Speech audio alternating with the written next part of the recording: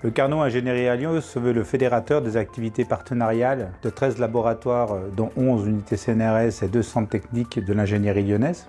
Il contribue au ressourcement scientifique et technologique de ses composantes pour résoudre les défis sociétaux et environnementaux actuels.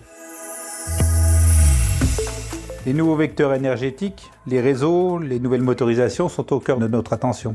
Des projets concernent aussi les matériaux fonctionnels, frugaux, recyclables, sans oublier l'intégration en ingénierie d'une intelligence artificielle responsable et l'étude de nouveaux dispositifs médicaux originaux.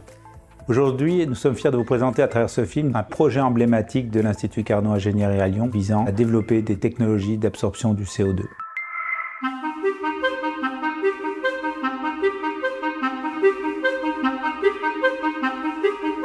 Nous sommes au laboratoire d'ingénierie des matériaux polymères de l'INSA de Lyon. Depuis des années, maintenant 13 ans, je travaille sur la thématique des liquides ioniques. Qu'est-ce qu'un liquide ionique? C'est tout simplement un sel fondu qui associe une charge positive, un cation organique, et une charge négative, un anion, qui peut être organique ou inorganique, et qui possède une température de fusion inférieure à 100 degrés. Ces fameux liquides ioniques, nous les utilisons comme additifs pour apporter une fonction supplémentaire aux matériaux polymères de façon générale, ou dans le cadre de ce projet de recherche, on les associe au CO2 pour créer un des 2 monomères qui nous serviront à créer des revêtements polyhydroxyuréthane. Nous valorisons le CO2 comme matière première afin de créer un nouveau monomère. Le projet Unicoat consiste à développer de nouveaux polyhydroxyuréthanes, donc PHU, en remplacement des polyuréthanes conventionnels. Le processus de fabrication se fait en 3 grandes étapes. L'étape 1 consiste en la synthèse de ces fameux liquides ioniques, donc de ces sels fondus. Là, je lance la synthèse finale. Je rajoute l'agent oxydant pour la époxydation du liquide ionique.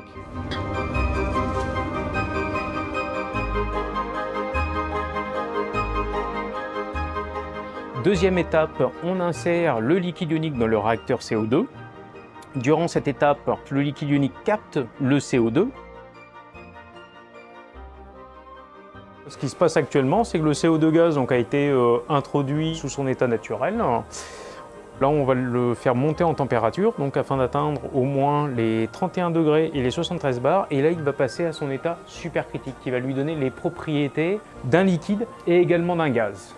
Au cours de cette manipulation-là, le liquide ionique va capter les molécules de CO2 afin de devenir un nouveau monomère liquide ionique qui est un des 2 composants servant à la fabrication des PHU.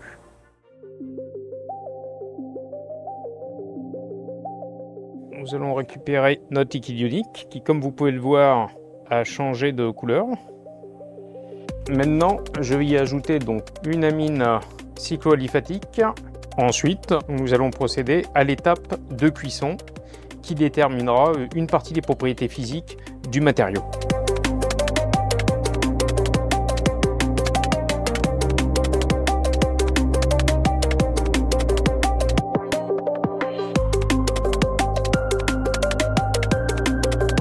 L'avantage de ces polyhydroxyuréthanes PHU que l'on synthétise au laboratoire est d'apporter de meilleures propriétés hydrophobes, de meilleures performances mécaniques, des capacités d'autocicatrisation et également des propriétés feu.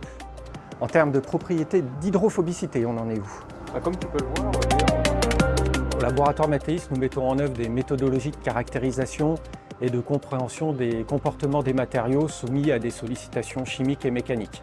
Dans le cadre du projet Unicoat, nous allons chercher à évaluer les performances des revêtements qui vont être élaborés en termes de résistance à la corrosion pour la protection des matériaux, mais aussi de résistance à l'érosion puisque les PHU vont pouvoir répondre à ces 2 questionnements. Un dernier avantage de ces PHU est qu'ils ont été conçus initialement afin d'être dépolymérisables et d'offrir une meilleure recyclabilité. De nos jours, les polyuréthanes conventionnels, on les retrouve dans de multiples applications industrielles, notamment revêtements, adhésifs, dans l'automobile, dans l'aéronautique. Vous allez les retrouver beaucoup dans le bâtiment et la construction, tout ce qui est mousse, isolation thermique. Donc l'objectif du projet Unicoat est de substituer ces polyuréthanes par des polyhydroxyuréthanes pour ce type d'application.